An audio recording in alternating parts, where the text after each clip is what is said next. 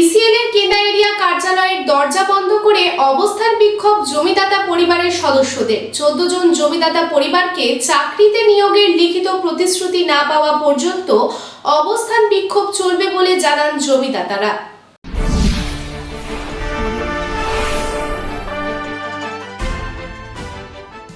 ECL এর Kenda area কার্যালয়ের দরজা বন্ধ করে অবস্থান বিক্ষোভ করলেন জমিদাতা পরিবারের সদস্যরা।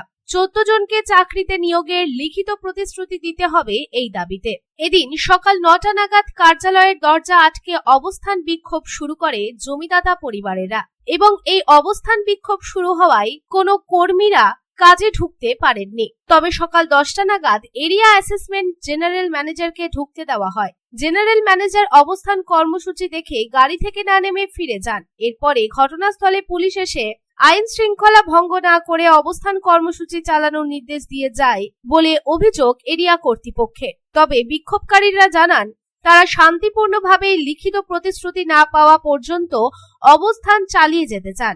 এই প্রসঙ্গে জমিদাতা পরিবারের সদস্য মোহিত ব্যানার্জি জানান 2015 সালে 30 একর জমি অধিগ্রহণের বিজ্ঞপ্তি জারি করা হয়েছিল। এরপরে জমি অধিগ্রহণ করা হয়। কোল ইন্ডিয়ার আইন অনুযায়ী 2 একর জমির বিনিময়ে জমিদাতা পরিবারের একজনকে চাকরিতে নিয়োগ ও ক্ষতিপূরণ হিসেবে 5 লক্ষ টাকা দেওয়ার কথা। এই পর্যন্ত 6 জনকে 5 লক্ষ টাকা করে দেওয়া হয়েছে। তাদের মধ্যে একজনকে চাকরিতে নিয়োগ করা হয়েছে। তারা সহ বাকি 9টি পরিবারকে চাকরি বা ক্ষতিপূরণ দেওয়া হয়নি। তাই যে আমাদের 2017 সাল থেকে জমি নিয়েছে ইসিএল, দিনের পর দিন আমরা অফিস আসছি, হেডকোয়ার্টার যাচ্ছি, দিনের পর দিন প্রতিশ্রুতি ছাড়া আমরা কিছুই পাচ্ছি না।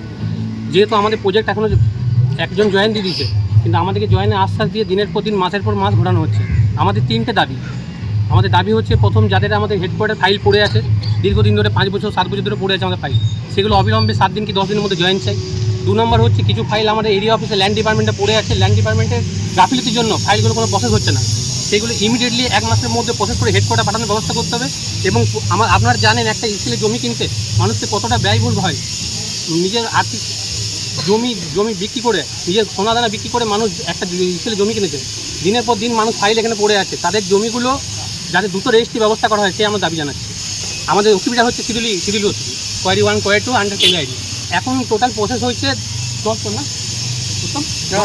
10 জনকে প্রসেস হয়েছে। অলরেডি একজনকে চাকরি দেওয়া হয়ে গেছে, কিন্তু বাকি 9 জনকে এখনও পর্যন্ত আজ দেবো কাল দেবো করে আজ বছর ঘুরতে চললো। শুধু প্রতিশ্রুতি ছাড়া আমরা ইসিএল ম্যানেজমেন্টে কিচ্ছু পাচ্ছি না। তাই বাধ্য হয়ে আজকে আমরা এই পথ অবলম্বন করছি। শুধু 9 জন নয়, আমাদের আছে টোটাল 40 জন। 9 জনের ফাইল প্রসেস করেছে, আর কিছু ফাইল এরিয়া অফিসে পেন্ডিং পড়ে আছে। ইসিএল এর গাফিলতির জন্য আজকে কোনো রকম রেজিস্ট্রি বন্ধ করে দিয়েছে। ইসিএল আমার সাথে দিনের পর দিন ছেলে খেলা করছে। এমতাবস্থায় তাদের দাবি 9 জনকে ক্ষতিপূরণ মিটিয়ে দিয়ে দ্রুত চাকরিতে নিয়োগের লিখিত প্রতিশ্রুতি দিতে হবে। তাছাড়া অবস্থান চালিয়ে যাওয়া হবে, কারণ জমি অধিগ্রহণ করার পরে ইতিমধ্যে কয়লা কাটা চলছে।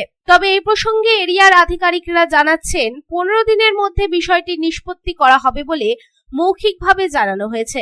অন্ডাল থেকে অনিল প্রসাদের রিপোর্ট, পাবলিক টাইমস।